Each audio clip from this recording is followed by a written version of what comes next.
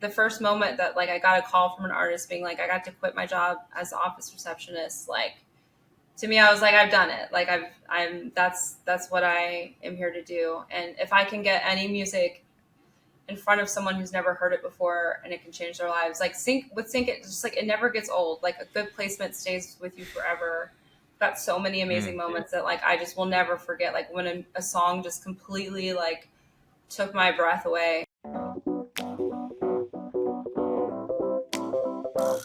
What's going on? Welcome to the New Music Business. I'm your host, Ari Herstand, author of How to Make It in the New Music Business. The book, 3rd edition, is out now everywhere. Hardcover, ebook, audiobook, however you listen to books or read books or do the book thing, you can find the book anywhere and listen to it or read it. Today, my guest is Jen Pearce. She is the founder of the sync agency Low Profile. For those of you who don't know what sync licensing is, well, don't worry, we talk about it on the show, but it's basically how you get kind of songs on TV shows and movies and video games. And Low Profile has gotten songs placed on TV shows and movies such as The Chi, We Crashed, Saints Row, Pretty Little Liars, Barry, Chucky, You, Lucifer, Made to Love, just to name a few, and in commercials and for brands such as Apple, Madewell, Converse, Volkswagen, IKEA, Victoria's Secret, Hyundai, again, just to name a few. And they work with artists like Solange and FKJ, Boy Harsher Nation, Of Language, Empress of, YACHT, the list goes on. Today we talk all things sync licensing. So if you want to learn how to get your music on TV shows, in ads, all of that stuff, and what they're paying right now, this is the episode for you.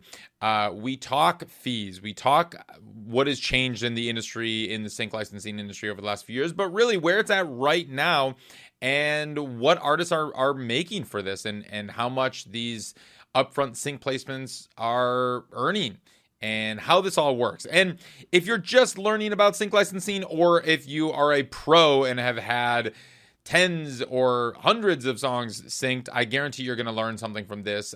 Jen was very transparent with all of her knowledge. Jen, she comes from Warner Brothers and Downtown Records. This is where she came before she started Low Profile, which she started in 2017. And she says that, you know, part of her, she's very transparent about everything. And that is kind of what motivates her.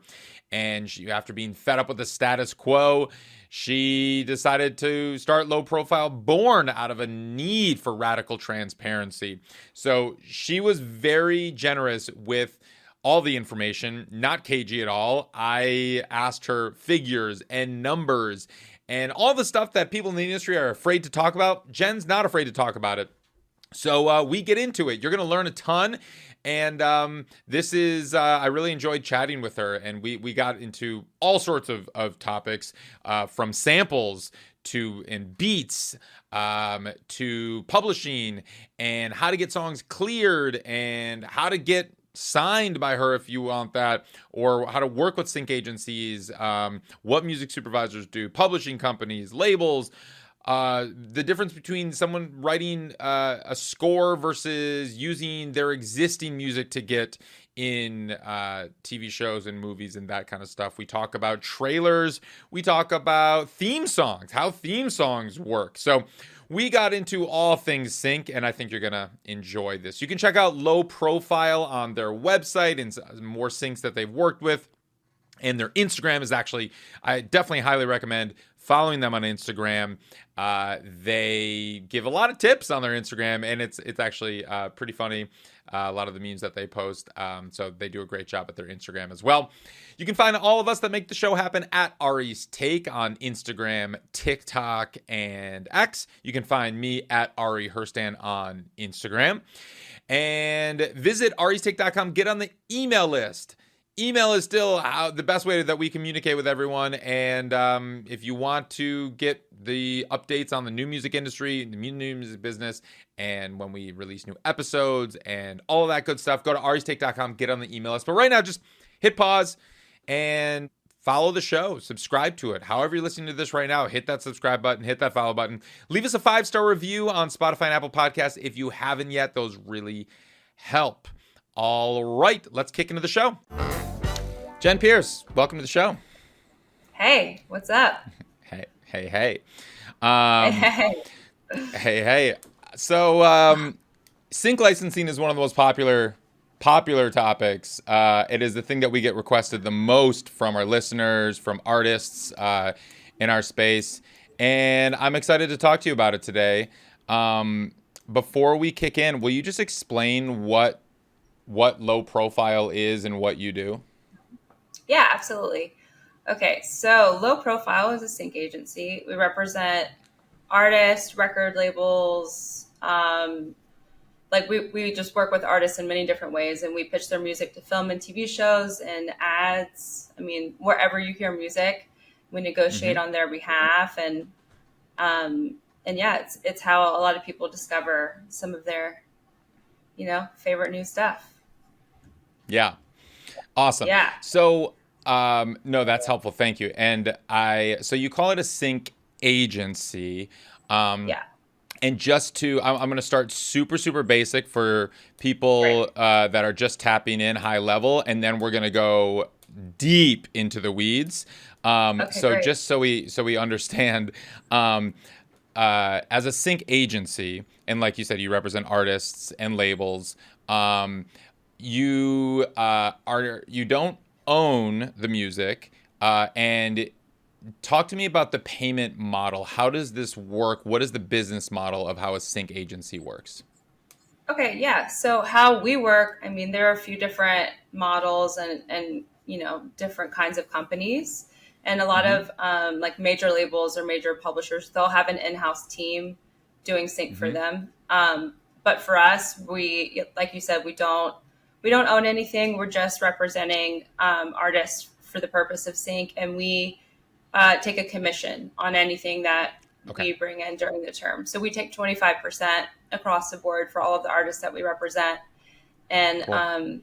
yeah, we're super transparent about our terms, and I feel like everyone should be. I think it's super important.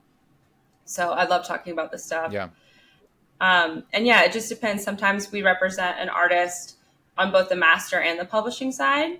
And sometimes Mm-hmm. it'll just be one of those sides. It just kind of depends. Like if they're signed to a publishing deal that doesn't allow them to have anyone else rep them, then we'll just do it on the master side. There's a lot of different ways we work with artists depending on what their Mm-hmm. situation is. Gotcha.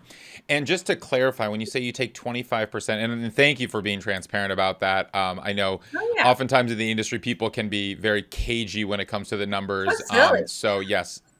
That's um, silly. so just to clarify, 25%, we're talking, and this is just to break it down. I'm gonna explain it and then correct me if I'm wrong. But Go for it. you're gonna pitch. You're gonna basically get one of the songs that you represent into a TV show, a movie, in a commercial, a video game, something like that, and they're gonna pay you a license fee to use that song for that scene in the TV show or that commercial or something like that. A term will be laid out, and they're gonna then write you a check for that license fee, and that is gonna be what's called kind of an upfront sync fee, and then you take 25% of that. Is that correct? Yeah, that's correct. So, depending on what the use is, and again, like if we're representing one or both sides, Sure. let's say there's a TV Mm. show pays $10,000 up front, we take 2,500, and we send the rest to the artist or the label or whomever like owns the rights to whatever side. If that makes sense, and we don't participate in any of the back end or anything else that happens Yep. outside of that initial fee. That was my next question. So to clarify, back end, you mean oftentimes, for those that for the songwriters out there, if their song, sometimes they can earn performance royalties on the back end, and more globally, it's called publishing. You're not taking any of that back end. You just take a percentage of the upfront sync fee. Cool. Yeah. Um, So a lot of you, the time, like especially like Mhm. if you get a song like in a Netflix show, you'll see a lot. I mean, Netflix has like crazy cult audiences for these shows. So like you'll just see a a pretty significant impact for almost any show on Netflix, like just in terms of monthly, just like your streams, Streams. and Yeah. usually a lot of things go up after that. So Cool. Yeah, I did see. I was looking at some of the artists that you rep, or at least some of the sync placements, and then I would go to their Spotify profiles and stuff like that, and I would see that there were some playlists that are almost like official editorial playlist of that Netflix show, and so yeah. it's awesome. It's great. We love it when Mm-hmm. that happens. It's fun. So I also just want to clarify you talked about kind of on a side and kind of the master side. You said sometimes if you represent an artist that doesn't do they have a publishing deal or something like that, you're only taking the master. Is it pretty much, is it always the case or usually the case, or that, let's use your $10,000 example, is it typically that half that money is it typically split 50-50, half goes to the master side, half goes to the publishing side?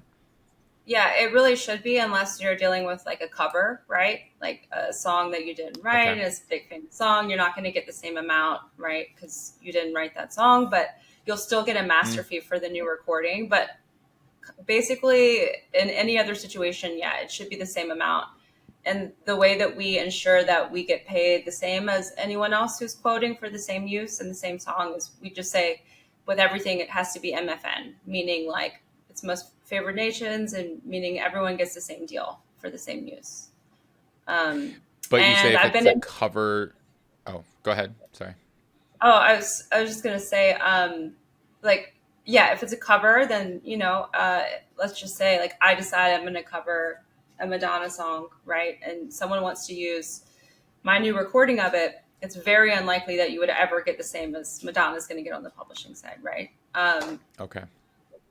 Unless it's there was a time I had a really good friend who worked at NBC, and I used to work at a record label, and we had this cover, and he was like, hey, just don't put MFN when you quote, meaning like you'll get whatever the publisher quotes for this massive song. I was like, you are a true homie.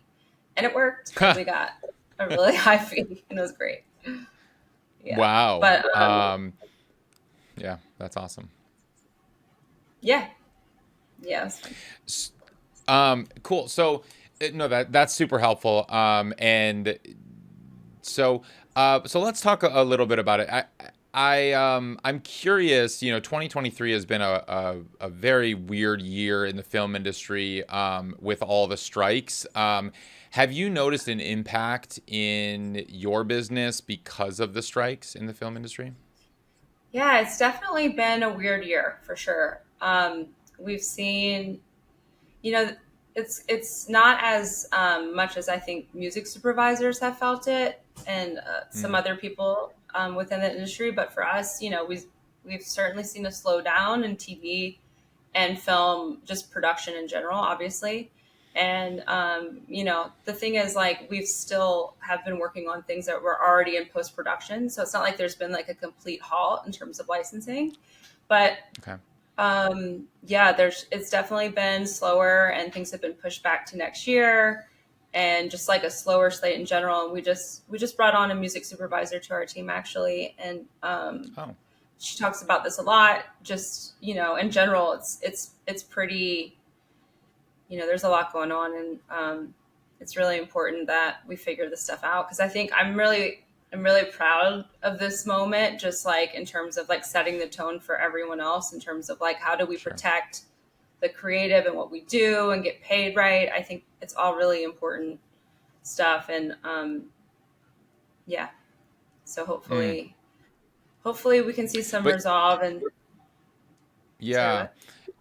No. So I'm just curious, like, the business that you did this year versus last year or something like that. I mean, I've just heard things across the board. I'm just curious your perspective. So is it fair to say, I guess, because most of the stuff you've been working is already was shot and went into post, that I guess you haven't felt the impact on the sync licensing side? No, if anything, we felt it more just like in terms of incoming briefs from music supervisors. So like when Okay. people hit us up and they're like, "Hey, I'm working on this project. Do you have this kind of music or whatever?" We usually have fairly a lot of them every day. And I think we've started to feel that kind of slowing down, and then just seeing less confirmations in TV than we've had in the past. But we've also had more advertising this year, so it kind of makes up for it in that way. But yeah, we usually have a ton of TV happening right now, and we just have a few Right. kind of sprinkled here and there. So it's definitely been Yeah. slower on that front. Sure. And with TV, I mean, I guess let's talk about the different lanes that you work in. You've mentioned TV, film, advertising. I saw you did a video game.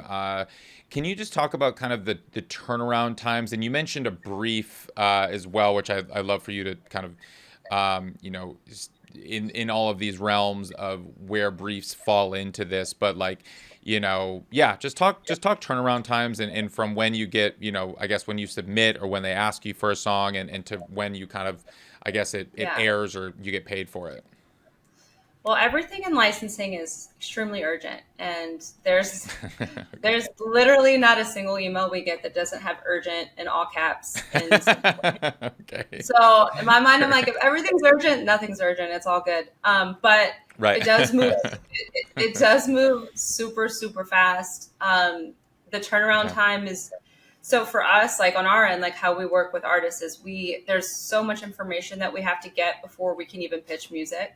So we have Mm. to, the biggest thing being writer splits and publishing info and Mm-hmm. making sure we understand who owns a song, because Mm. it's probably the biggest headache in general for anyone in licensing is just understanding the rights, and it changes every day. Like someone signs a publishing deal, or a Yep. co-writer remembers a different conversation about the split, so now there's a renegotiation or whatever. There's a million things, or maybe they just like never Mm-hmm. even talked about it because it's not sexy or fun and they just wanted to be creative. Right. And now that there's an Yeah. opportunity, it's like, oh shit, we got to figure this out. But like for us, Yeah. we're always trying to educate artists and like how important that is, like to have that information and to understand because like if you, for as an example, I worked with an artist who they felt bad about breaking up with their manager, so they gave him 1% of publishing, Oh God. and which is like, don't ever do that, please don't ever do that. It really hurts my heart. But yeah, Yeah. he was just kind of like not feeling it, so he just said no to every single request that came in, and nothing ever went through for 1%. So Wow. it's very, very important. It was devastating. I'm laughing, but it's horrible. Mm. So it's very important to like think carefully about those conversations. And there's a lot of different things we can get, like we can go deeper into it in a little bit, but like to me that's Mm. always like number one thing to tell artists, like how important that is. Yeah, Yeah. just to understand, because people, it's your homie that you're writing a song with, and that's great Yep. and cool. But if your homie signs to Universal, that's going to change the dynamic of how easy or difficult something Right. is to clear. And the harder it is to clear, the less likely it is to go through, because Yep. as I just said, things move super fast. So so how we work with artists, again, on the transparency front, is we share all the Mm-hmm. briefs we get in real time with Okay. our roster, so that they can Mm-hmm. see and be involved. And like also just if they have time, like maybe write a song, whatever. There's like just so many different opportunities that are coming in. But we've had an Cool. artist who was like, hey, I was kind of bored, earlier today, and I saw this brief and I wrote it, and check it out. And I was like, oh my God, it's perfect. We sent it to them. They confirmed it that night, and then it was literally on TV the next day. So, Wow. yeah. I mean, that's probably not that common, but that's pretty wild. That's so cool that you share all the briefs with all of your artists. I've never heard of that before. So it's like whenever you get anything through, you just you just forward it on to all of your artists. Yeah, no, it's just a Google sheet that we just update every time we get Cool. something. And I think, So awesome. look, I used to be one of those people, like especially in sync, it's like very gatekeepery, very like, oh my God, my contacts, like, Yeah. you know, Right. you can't know who I'm talking to. And I used to be that person. So whatever, I get it. But like at Yeah. the end of the day, our job is to help artists find opportunities to at least be able to, create music for a living and, and have a sustainable career. So like the best way Mm. to do that is to invite them into the experience and to like show them, like everyone thinks that their songs are syncable, and Yeah. then, you start reading some briefs and you're like, okay, maybe this like hardcore metal vibe isn't going to work for, you know, like Yeah. American Express ads or whatever. But Right. so like, I think it's important. It's also good just for people to see it's like what the budgets look like and like why like we say that things need to be easy to clear. Like is a direct reflection of the briefs we get from music supervisors where they're like, do not send me anything that's annoying. Um, Mm-hmm.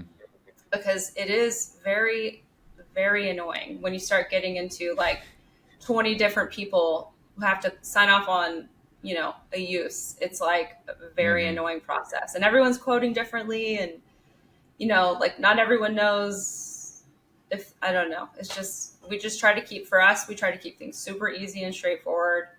And, Mm-hmm. and yeah, like let artists into the experience so that they can see and be as involved as they want. That's great. And I just want to clarify something that you mentioned before with getting back to that kind of 1% of the manager that the publishing that manager had and why that's difficult. This is because just to clarify, because not a lot of people understand how maybe not people understand how sync licensing works in the like legally, I guess, and how it's different from streaming and audio only and all of that. The reason that the manager prevented any of these things from going through, well, not the reason they prevented it. The reason they could prevent it was because legally, for a sync license, it's different from streaming. You need permission from all of the songwriters, I guess all of the rights owners on both sides, the master side, which was the label, and then on the publishing side, which is all the songwriters. And so if that, it doesn't matter if that manager, like you said, had 1%, any of the songwriters, regardless of their split, everybody needs to sign off and give permission, right? Yeah. And it's a bummer because, a lot of artists, it's like, it's your artist project. And, Yeah. maybe someone contributed a melody or whatever. And, I think anyone who contributes to a song should be given, whatever they actually are owed. But Sure. you just have to remember that like anytime that you open that up is just like, you just never know. Because a lot of artists, like, they're like, oh, of course, I'm down for this project. But then if they're signed to a major, it doesn't really matter what they want. A major isn't going to Right. approve anything under a certain amount of money. So Mm. it's like really important to think about that. There's also so many things that you can do, like waive approval rights so that like no one can get in the way of something happening. And if it does go through, they just get paid directly. There's like so many ways to avoid, just a nightmare situation. Mm-hmm. So we're always Is trying to help that artists figure t- that out. yeah? So talk to me about when you onboard a new artist. Do you, Eric? And I guess if they are bringing in their catalog or they have a certain number of songs that they want you to represent for sync, um, is your process to kind of get to clear all of those rights up front and ask for all of their collaborators and co-writers and publishers and all, if they don't have publishers, I guess just co-writers, to waive those approval rights so you have the rights to pitch without having to go and ask them for permission each time? Yeah, so for sure, when it's possible. Sometimes it's not possible because, Okay. if they don't own, if collaborators don't own their share and they are represented by someone else, usually that's not possible. But yeah, we have a very kind of intense process of like, we have all of these things and requirements that have to happen for us to even be able to pitch it. And it doesn't mean we have to be able to, represent 100% of both sides, because that's certainly not the case for a lot of our catalog. Mm-hmm. It just means like we need to clean it up and at least know where to go if someone wants to use a song like right away and how to get it done fast. Right. So I'm just clarifying again when you say we represent 100% of both sides, meaning 100% of the master side and 100% of the publishing side, because a lot of independent artists do own 100% of both sides. They wrote the song, they release it themselves. They don't have a label, they don't have a publisher. They do own 100% of both sides. So if you represent them, then you own, or not own, but you represent 100% of both sides. But if they have 3 co-writers, then they don't own 100% of their publishing side. They might own 100% of the master because they don't have a record label. But if they have 3 co-writers, then they only own 25% of their publishing, and you have to now go clear the other 75% of that publishing. Yeah.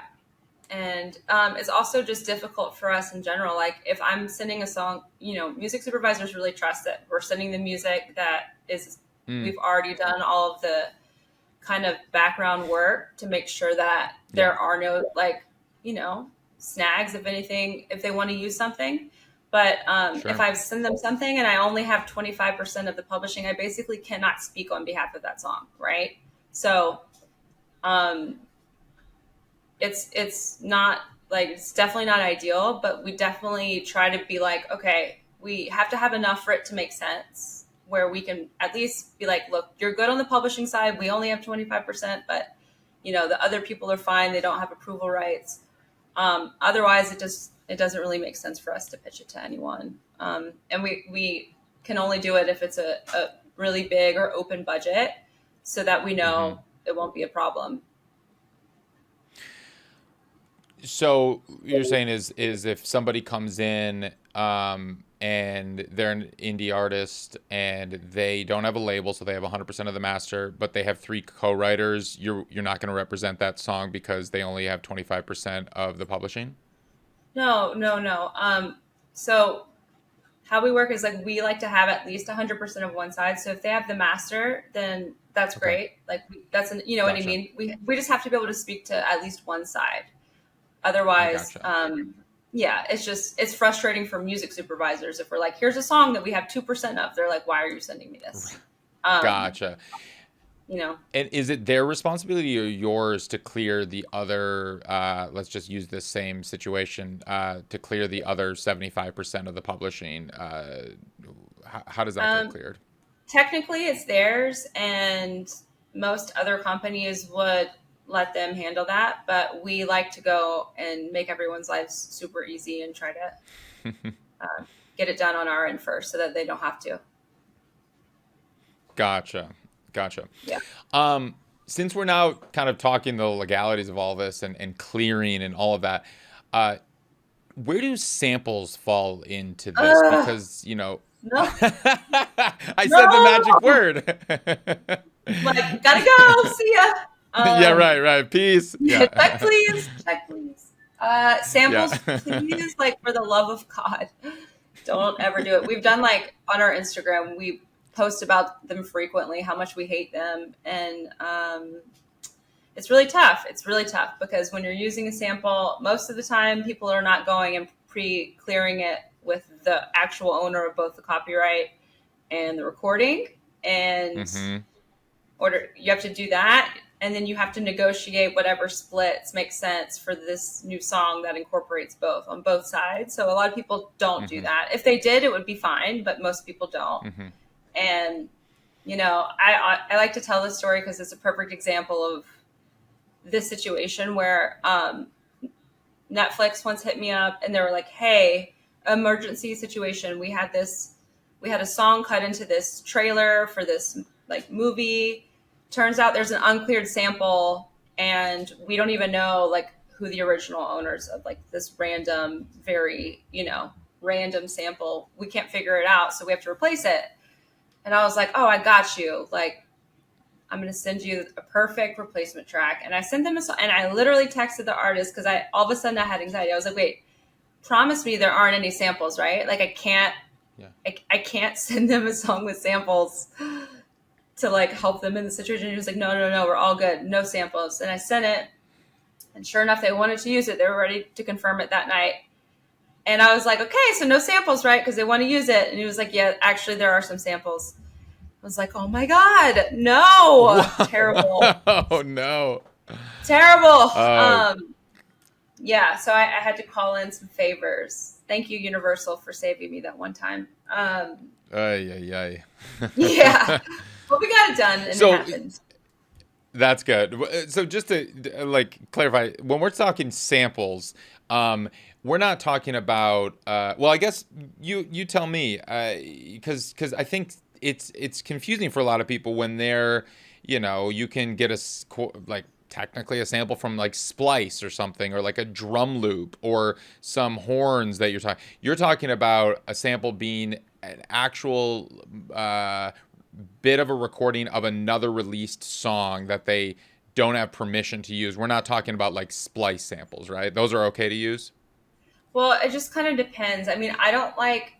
It's kind of a little bit, as long as it's just like completely like no issue, like commercial, like you can do whatever you want, like you Mm, bought it and it's yours, and there's no like anything that ever has to happen again, like it's fine. But okay. there aren't that many places that offer that. And I mean, they exist, but like I just always err on like the side of like just be very careful, because people get sued constantly in licensing. It's never ending. Mm, There's so much copyright infringement. There's so many sample situations. There's so many examples of artists ripping off other songs, like way too close to the original. It's just all of it yeah. is like such a tricky thing, and there's just no shortage of entertainment lawyers ready to sue people. So uh, Right. my strong suggestion is just like to not sample. I mean, and it sucks because I know like there's so many incredible songs with samples, right? Like so many Right. epic. It's amazing. Like I totally get it, but it just when it comes, unless you can, I think it's totally possible if you just do it right, where you're like, okay, let me go figure out who owns this original recording. Let me just take the steps needed to go figure it out and try to negotiate something. It's also much easier to negotiate something before there's an opportunity on the table.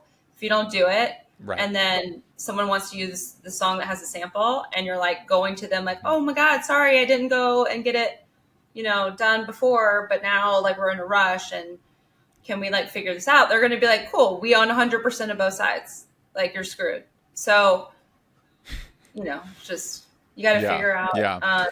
Yeah.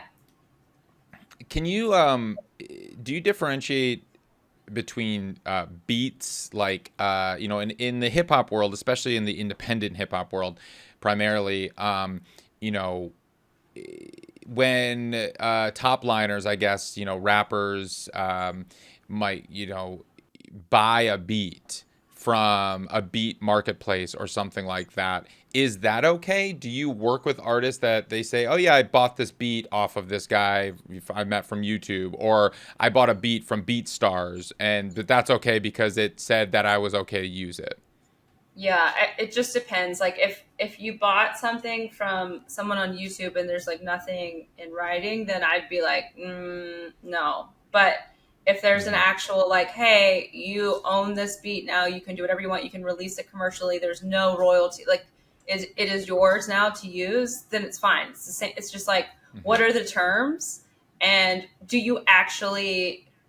are you able to actually do whatever you want with it? Because like there mm, are there's lots of language out there that's confusing. So just making sure that it's totally good to go. It's 100% yours. You paid for it. You got it. You can now use it in your music. Um, Whatever it is, you know? yeah. And I guess it's worth noting also that even if the beat that you're buying it's exclusively yours, they're not licensing it to you. They're not allowing other people to use it, because I've seen in some instances Oh, where yeah. somebody buys a beat that they say, oh yeah, no, I get full commercial use, I can use this whatever I want, but that producer sold that beat, whatever you want to call it, because they're not music business experts typically. So they're just like, yeah, I'm going to sell this beat 20 times. And I they sell know. this beat to all these artists.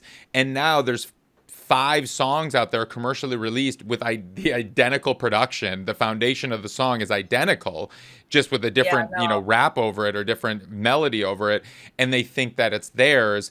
But now the other person registered theirs first, so when you use sonic recognition software, Shazam or whatever, the other recording comes up, and now the supervisor's confused. It's like, well, who actually represents and owns this song? Yeah, we don't touch anything that even is remotely, we can kind of tell when someone, 9 times out of 10 will be like, okay, what did you use in this song? Like if we, we can usually tell, like, tell us where you got the samples, tell us where you got this beat. If it's not exclusive, don't do it. Like, it is, I've seen it happen. It's like, it's really a shame. And also when that happens, music supervisors are like, okay, we'll never use any of this ever again because it's just too risky. So no one wants, and like everyone in the process gets, has like some legal, like, we're all scared of being sued, basically everyone in licensing. So we're like, it's like every person in the chain, right? It's like supervisor, it's us, it's usually the only people who aren't really concerned about it is the artist, but they should be, they should be especially concerned about it because it happens a lot. But I think for us, the thing that we've been seeing, just more like on a legal perspective, like the thing that we've been seeing more is actually, well, a couple of things, but I think with TikTok and social media, brands are not super familiar with the rules, or I guess they have been, using agencies that maybe like will rip a song and then put it up on like one of their posts, which you can't do unless you have permission. So we've seen that happen. We've also seen someone rip off one of the songs we have in our catalog, like rip it off fully and then upload it to one of these beat places, by the way. So that not only is... What do you mean rip it off? What does that mean, rip it off? So basically just record the exact same song, the same melody. It's like the same song. It's just... Oh. Yeah. And so it's not... It's... Yeah. Yeah, it's unfortunate. It's also... It happens like... it's the same artist. For some reason, like there are artists out there who just like get ripped off constantly, and I don't know why or like what the reasoning is. But with this artist in particular, there was a brand who used one of their songs in an ad without permission, which is like a no, like you just don't do that. It's like so foolish. And so we were then able to go and negotiate like a really nice fee after and make sure the band was taken care of. But they then hired a composer to then rip the same song off and use it in an even bigger ad, like 6 months later. Oh my gosh. Which we were like, and are you insane? And so then it was a really nice payday for everyone involved. But yeah, it's wild. But there's a whole lot of copyright infringement. It's also like a little blurry. But in general, like, just know where your music is coming from and no blatant, like, copying. What's the recourse if somebody rips a song off like that? Or you said you could get a payday after the fact. I mean, are you threatening to sue? And like, how and why did they think they recreated the recording, I guess, is that, it's their own recording that they had. What did they think that they could do? And how was that recourse? Yeah, so the reason that we were able to do anything is because there's like an obvious paper trail of like, well, first of all, you've already used the song without permission, right? And you have been reprimanded for that. We've already gone down this path. And now instead of just licensing it like a normal person or company, you have now hired someone to rip it off so that you don't have to pay as much as you should pay for the music. And when that happens and it's very obvious, like, I mean, it was one of those things where you're like, if you're gonna rip it off, like, just be smart. Google how to like get away with copyright infringement or something, because you can't just like invert it. Right. It's like, come on. But so it was a pretty easy, we were just like, hey, what's up? Why'd you do this? We're gonna have to talk. Like, let's go ahead and loop in your legal team if you need to, but they knew they were screwed. It wasn't a hard, you know. Do you check on, or do you recommend that your artists register their copyrights with like the U.S. Copyright Office? Does that even matter? Does that come into play with this at all? I think yeah, I mean, yeah, I think it's important. I think it's much easier to, when in a situation where you're seriously being screwed over or taken advantage of or whatever, if you do Mm-hmm. have that. So Mm, I think it's a good idea. I know it's kind of a pain, but yeah. if you want to just really Cool. cover all your bases, I mean, this stuff just happens constantly. I mean, musicians have been screwed over since the beginning of time. It's awful. It's like, Yeah. Yeah. just like it's terrible. So like, if there's anything that you can do to kind of set yourself up for success, or at least like position yourself to be in a good place if Mm-hmm. anything should happen, I always think it's a good Mm-hmm. idea. Like whether it's that or doing a lot of homework on contracts and legal language and what certain terms mean, because I feel like it's so crazy to me how often I'm still seeing artists like get into the worst possible situation in like a record deal or a publishing deal and not have any idea like what they just signed, where they're like signing away all of the masters that they ever write forever to a record label, whatever. It's like Yeah. there's a lot of bad deals out there still. And so I think it's just I know it's like, I know it's hard because it's boring stuff. Like, trust me, I see some of these Yeah. agreements and I glaze over. I'm like, ugh, it's like, it's horrible. Yeah. Like, I get Yeah. it. Like any lease I've ever seen. I'm the same way, like been there, where you're just like, don't care, give me the money, whatever. But Yeah. it's so important to at least have someone to really walk you through what it means, and for you to really do the math on, do you even need this deal? How much money are they going to give you up front? If they're not giving you any money up front, certainly don't do it. But if they are, Sure. like, do the math, and everything is negotiable. So, yeah. Yeah. I love the education that you offer on your Instagram, the low profile Instagram. It's great. I mean, you're doing your part at least trying to help out the community there. Relentless. I'm relentless. Yeah, no, it's good. It's very, very important. And it's yeah, very good tips. In terms of the fees, I'm curious where we're at as an industry. We're talking November 2023. If you could give me just kind of the ballpark fees that you're seeing these days on all the different kinds of placements and how that's changed maybe over the last 5 years. Sure. Yeah, I mean, it's kind of weird because in some ways a lot of budgets have been slashed, and it feels like we're seeing smaller things, and then there's like no rhyme or reason, and then sometimes it's like, wow, that's a huge budget for this thing, how random. Yeah. I think with ads they've been pretty consistent in like, the budgets. The only thing that's changing is that there's so much content now that people are creating and wanting to put out. Whereas like it used to be like, oh, there's a big TV ad for a brand, right? And like that's their big spend, or like it's just like there's like, where now it's like, no, there's like so much content that they're rolling out. So we'll see like lower fees for, social only stuff, but it makes sense for what. And what are those? What are the ballparks we're talking? So like if anything, it's how we negotiate those is like, is there going to be paid media? Like that's our number one question. Like, is it going to be used as advertising or live on someone's feed as an organic post? Because those are two different things. Like if it's just people that follow you already and you're just posting it and it lives there and whatever, then it'll be much lower. It just depends on how big the brand is, like who the artist is, but like probably not less than $5,000, just depending on what it is and like how, if it's like selling anything.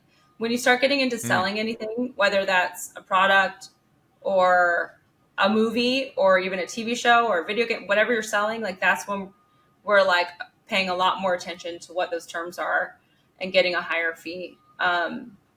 It's kind of all over the place. Like we did a thing where with a brand where it was stories only and it was $100K, which was rare recently. But then you mean like Instagram stories only? Yeah. And But they that paid was $100,000 just for usage in an that was Instagram wild. I story. was like, That is oh, I'm gonna wild. take this and run. I'm gonna take it and run. Yeah. Okay. Cool. Win Rare. score. All right. Yeah. Yeah, I was like, we should do this all day, every day. This is amazing. It doesn't work Yeah. like that. Yeah. Um, yeah. But, and then, you know, then there's a huge brand like someone like Walmart where they're like, oh, our budget is $30,000 for all of this other stuff for a long time. And you're like, huh? That doesn't make any sense. So it's kind of Sure. all over the place. And I think it has a lot to do with who you're talking to. Are you talking to the ad agency, the brand directly, or a music house, or like another third party who's also probably taking a cut out of the budget? So it's like knowing who you're talking to, like, and we love music supervisors. They're humans too. Like we're all trying to make money and live, but I'm always coming from the place of like, let's give that money to the artist. Let's like Yep. take whatever is fair and not just take more because we can. I think that's a thing that people, in general in music, just because you can take advantage doesn't mean you should. And, Yeah. in fact, like I think we have a responsibility to not do that to artists as much as we can control. So I mean, we kind of know which people. If it's super low, then we're like we don't want to set a precedent. We want to make sure that the artists, we don't want to undervalue music ever. And if it's a big ask, it needs to be a certain amount of money. But it's also like, we had someone who sent us a brief and was like, hey, the budget is $200,000. And then we sent them some songs and they're like, great, we want to use one of these songs. How's 100K? And we're like, ding dong, you're wrong. No, we know what the budget is. Like, come on. Right. So, Not it's kind of undercut just you. like knowing like when Yeah. you can push for more and when it's not possible. There are so many people who are fighting the good fight, trying to get as much money as possible. And there's a lot of people too who like don't want to have those uncomfortable conversations for fear of losing their jobs. So like it's totally understandable. And it's like also Yep. kind of one of those like catch-22 things. It's like once you start doing something and you're like, oh, we did it for cheaper this time, then that's the expectation, right? So Right. Yes. yeah. I don't know if that answered your question actually. Sorry. No. Everything you said was fantastic and super helpful and important, and I'm glad that you laid all that out because it's very illuminating. And I just appreciate that you're fighting on behalf of artists for those fees. But I do want to get into some numbers and just some ballparks of numbers. So like I was hearing for ads, brands, that kind of stuff, it can go. You don't go typically lower than 5,000, but you referenced something that was 200,000. I mean, is that for brands when we're talking? It's that massive of a range. Does it go higher than 200,000? Does it go lower than 5,000? What are we talking here? Yeah. Yes to all of that. It definitely Okay. goes lower. And just to clarify, like we don't do anything under 5,000, but like that's just without paid media. So that's just like if it's just a piece of content, right? If there's paid media, Sure. then it would need to be more. But yeah, people try. It's so funny. We were laughing about this the other day. I think we like saved it to our time capsule. We got this brief that was like the range is 17,000 to 248,000, and we were like, What? just like mind blown. I was like, what? This, huh? Like, okay. Right. There's so much to unpack. Also, like the most random numbers ever. Yeah. It was, that one was, we had to save that one. But yeah, I mean, it really is all over the place. It just depends on like what it is, the artist, how long, like what they're doing with it, where it's going to live. Like, I mean, it's so much that you have to consider and kind of negotiate. Like a lot of the time people come to us and we're like, that's a terrible budget, but maybe we can work with you on like, I don't know, let's just like make the term 1 week instead of a year or whatever. Like we try to work with people and be creative in how we negotiate that. Do they, I mean, that range, is that because if they're working with, does it vary based on whether they're working with a major label, a major publisher, or one stop sync Yeah. agency where you represent the artist and 100% on both sides or something like that? Yeah, I mean, so the more recognizable, generally, the more expensive a song is going to be. So like a lot of the time, Okay. music supervisors hit us up and they're like, okay, we want something that's recognizable but also brand new. And you're like, well, that's hilarious because that doesn't really quite exist. Yeah. Um, but like yeah, like if it's going to involve a bunch of people, like they do have a budget where it's like if we're going to be licensing Taylor Swift, like this is it's how much we'll do. But like if we're doing something, so we always try to fall like somewhere in between there. Mm-hmm. And yeah, again, it just really just kind of depends on what it is. But a lot of the time too, they're like, this is all we have. We love it when that happens. When someone comes to us, they're like, this is the budget. Only send us stuff you have that can clear for this. Because then we just know going into it, Mm-hmm. like what we're working with. That makes sense. Yeah.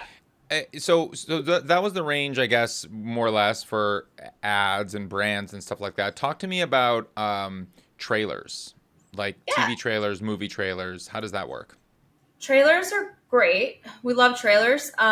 They pay really well. It's usually so as ads pay the most generally, unless it's like a smaller ad. But ads and then trailers, um, and then TV and film kind of somewhere, and then video games Okay. and podcasts actually have started paying a lot better recently, which is interesting. Oh, wow. Um, And you work with yeah, podcasts? yeah, Sweet. yeah. We do. Cool. We work with a lot of artists who do a lot of score and do a lot of original Okay. compositions for podcasts.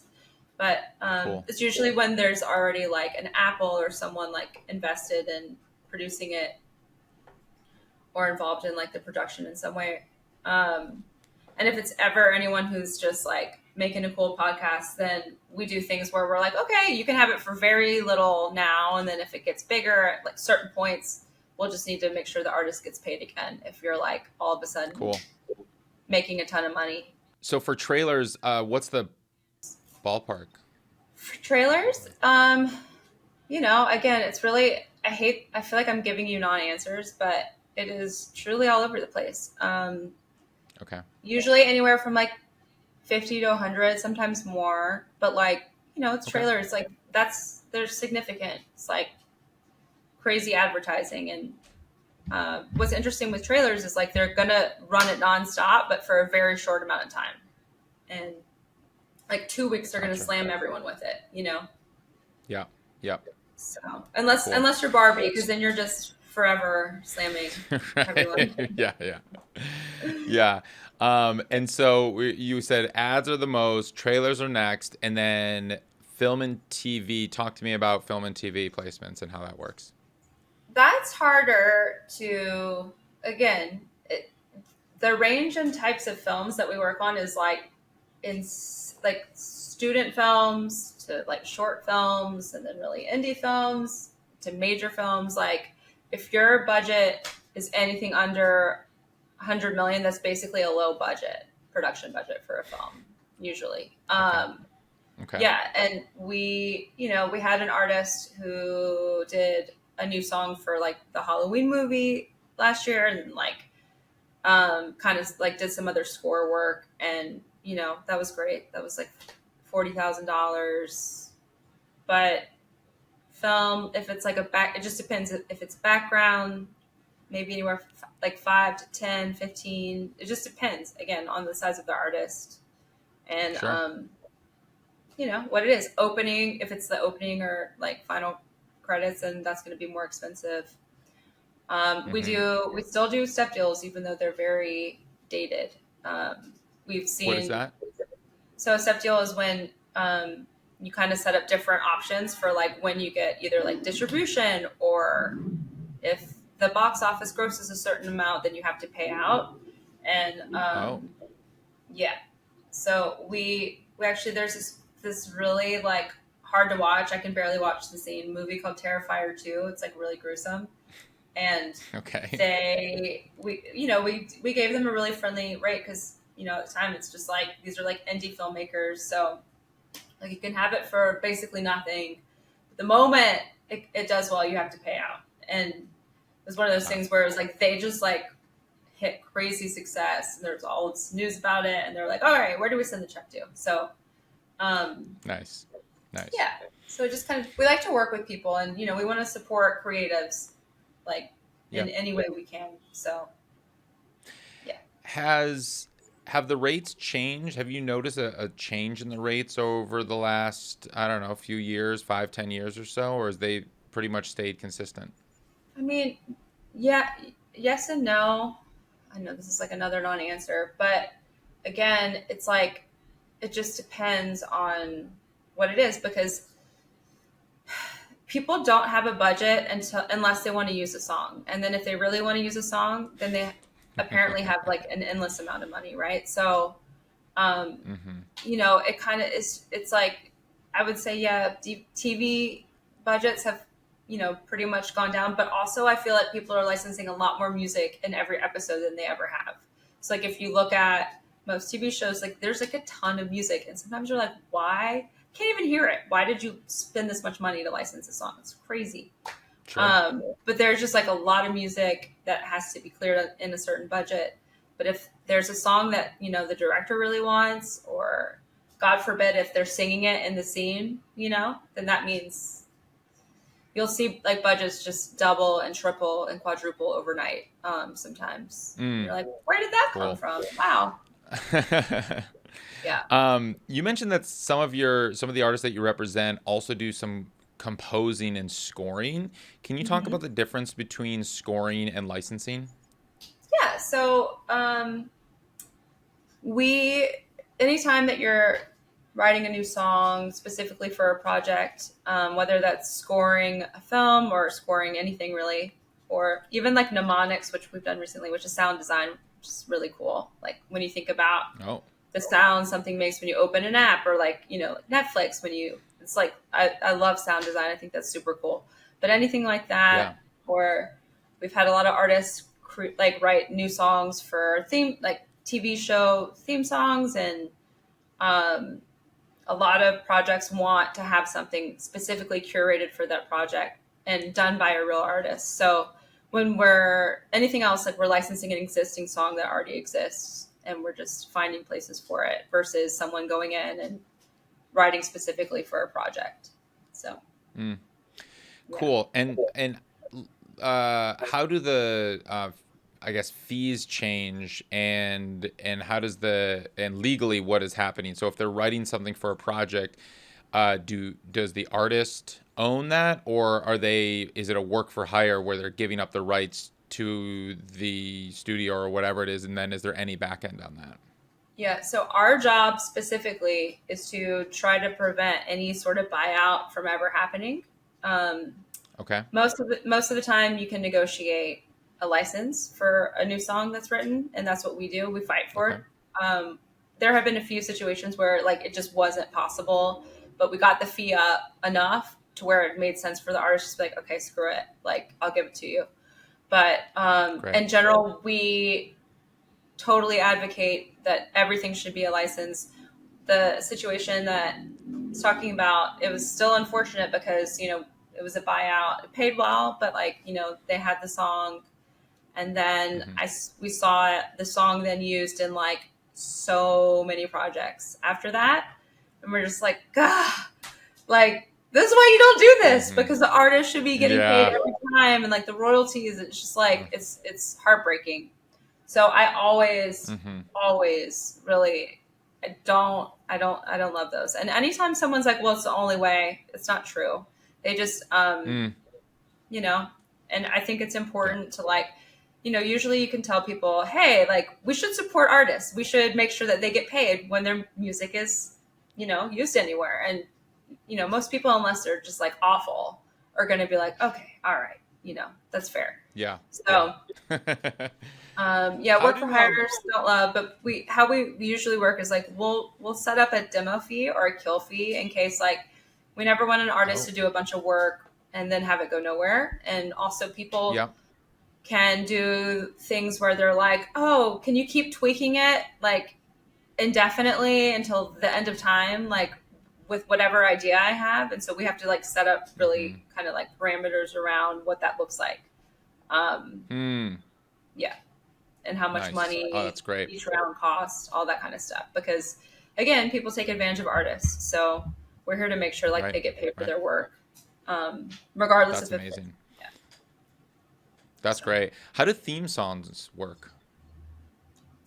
Theme songs are fun. Usually when we've done it, you know, we have a big call with like the whole creative team of the TV show. Usually whoever, like the last time we did it was like the, you know, the writer of the show was on it and with the artist and just kind of like talking about like the general vibe and the mood and any lyrical themes and like sharing clips if it's something brand new. And then, yeah. And then, you know, usually if people are coming to us for that, they want it to be what the artist thinks. Like they want the artist input. They don't want just like, we're not a music house or like a production library. So they want like an actual artist take on something and to contribute creatively. Sure. So yeah, Cool. we just kind of work with them and again, we just make sure like everything is kind of set up. So it's like, okay, you get 2 rounds for this much money. And then if you end up using it, there's this fee and all that kind of stuff. So, but theme songs are great because lots of royalties, obviously. Well, and that's something which I didn't actually realize until a friend of mine got a massive SAG check is that if you sing on a theme song, you can actually make some SAG royalties because now technically you're a performer on that TV show. And now that TV show, you're a performer essentially on every episode of that TV show, which I've never. Incredible. Yeah. Yeah. I mean, they even ads, if like your voice is used, it's like, you know, it's great. If it's running on TV, it's amazing if your voice is used. Even if it's an instrumental with like lyricless vocals, like oohs or ahs, if your voice is in there, like that is going to mean some serious SAG checks. So. It's nuts. It's cool. So, Jen, there's a lot of artists and managers that are listening right now, and they are very excited by everything that you've been talking about. And they're like, oh my gosh, I want to tap into this. This sounds like the gold mine right here. Like I've seen my streaming checks lately and you're talking in the hundreds of thousands and they're looking at their hundreds of pennies that they've received lately. So they're like, you know, how do you recommend an artist who wants to get into sync or maybe work with you or a sync agency like you go about this? Yeah, the golden question.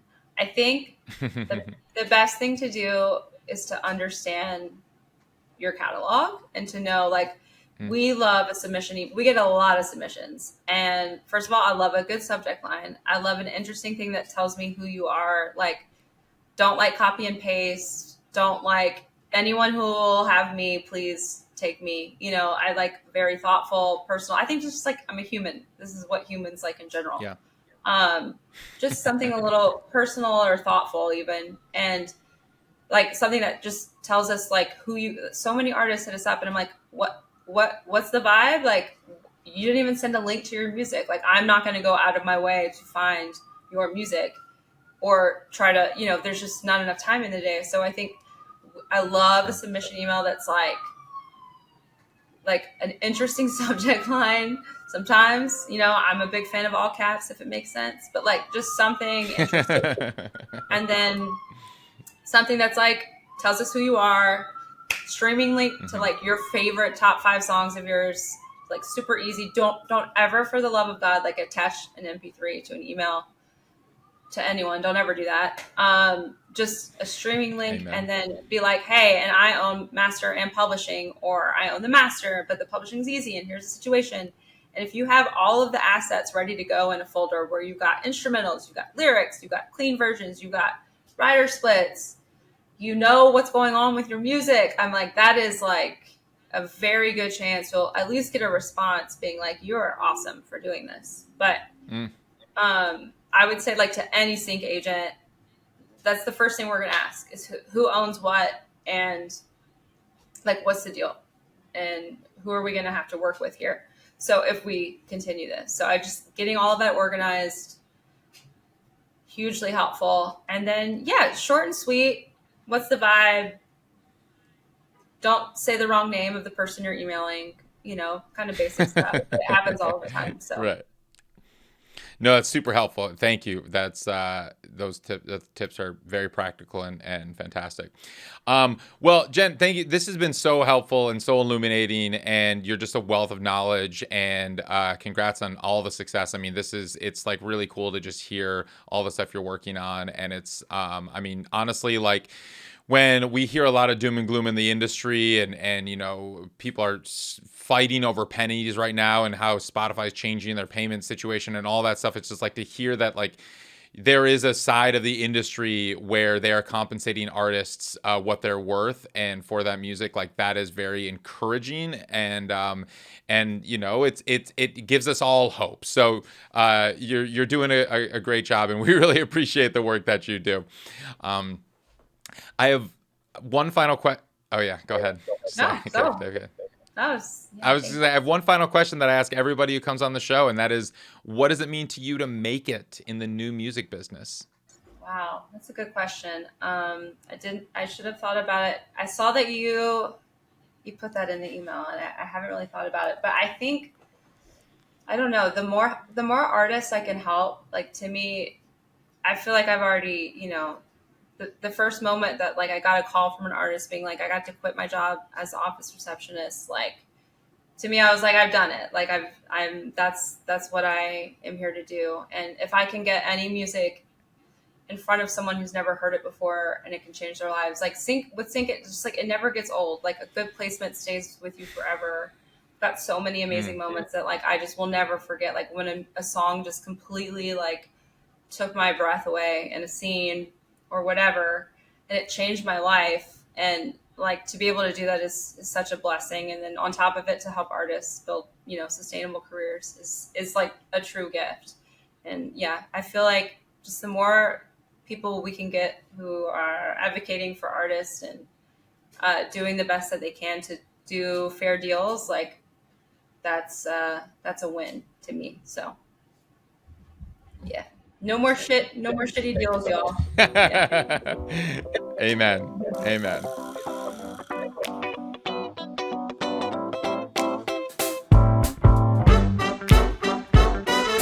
Today's episode was edited by Mikey Evans, with music by Grassroots District, and produced by all the great people at Ari's Take.